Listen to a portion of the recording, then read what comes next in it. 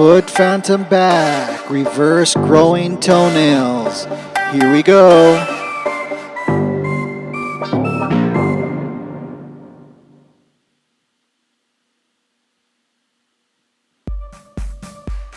Okay, there is different types of nail infections. This specific one is a fungal infection, which is onychomycosis. Once a fungus penetrates underneath the nail, it can damage the nail plate in the way the nail grows, and it can be ultimately random on how it affects the nail growth. Sometimes the nails will grow distally and very thick. Sometimes they will just grow thick. In this case, they not only grow thick, but they grow proximally towards the patient. There's also a bunion deformity as well as a callus. There's various treatments for this type of nail. You can trim the nail. You can assist with decreasing the nail thickness. Ultimately, the patient and the physician needs to decide on whether they will treat this with a topical medication, an oral medication, both, or permanently removing the nail. In this case, we will trim the nail. As you can see, it's very important to try to stay in alignment. In other words, the actual nail clipper in alignment with the nail. Any torquing of the nail with pressing down on the nail clipper will cause the nail to rotate. Please don't forget to subscribe. So as you press down on the nail clipper, if the nail rotates or torques, it will cause pain and discomfort. If you are able to keep in alignment the nail clipper with the nail, minimal torquing will occur and no pain will occur. In this case, you can also see I use my left thumb to hold the nail so the nail will not become a projectile towards either myself or the patient. I also lift up the nail, separate it from the underlying skin in order to prevent the nail clipper from pinching onto the actual healthy skin. I make my way from medial to lateral across the nail, once again keeping in good alignment. You can see even with holding down the nail, still small fragments of nail may become projectiles, so it's very important for you to utilize a shield.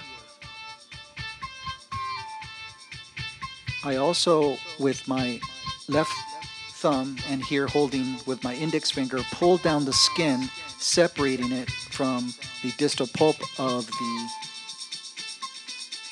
digit in order to also prevent pinching of the healthy appearing skin and decrease the chance of nicking the skin and causing any type of bleeding. As you can see there, the nail was already penetrating part of the skin along the proximal aspect of the great toe, which can also cause an abrasion and possibly even an ulceration. With performing this kind of technique on a diabetic patient, the same precautions are taken. Nail debridement or cutting of the nails is very, very important with diabetic patients. That type of abrasion caused by elongated nails can cause an ulceration, infection, and ultimately need for an amputation.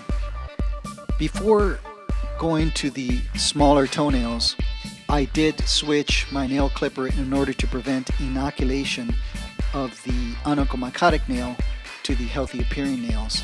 Here the same technique is utilized. Utilizing my left thumb, I am pushing down on the healthy appearing skin, having the nail clipper go underneath the nail. Please don't forget to like, subscribe, and follow. As I make my way around all the nails, I am careful to separate, as mentioned before, the distal pulp of the nail, also slightly lifting upwards to separate the nail from the nail bed. Now, If you noticed earlier on the photograph, there was a callus along the area of the bunion. Of course, you can provide surgical options to remove the bunion depending on the patient's age and of course their preference. They may not want any type of surgical intervention. Also, for the calluses, utilizing a hydrating lotion will also assist with decreasing the amount of recallus formation. Once you've debrided the nails, there's different ways to remove the sharp edges. You can use a nail file, a nail rasp, or a nail burr. In this case, I utilize a nail burr. The type of nail burr and the actual machine that I use, the actual link will be noted in the description of the video below. It's very important, again, in this case, to separate the skin from the nail as you come across, utilizing a low velocity in order to prevent these small fragments of nails from flying towards you or the patient. Once again, as I had mentioned, utilizing a face mask and a shield will also prevent any of those fragments from going towards you or the patient. As you come across the top of the nail, you want to prevent direct contact continuously across the nail, as that may cause the nail burr as well as the nail to heat up and possibly can cause thermal injury. Now let's take a look of the before and after. As you can see, there is a significant improvement in regards to the nail thickness as well as the nail discoloration. If you like this video and you want to see more, please don't forget to subscribe, like, and follow. Foot Phantom out. See you soon.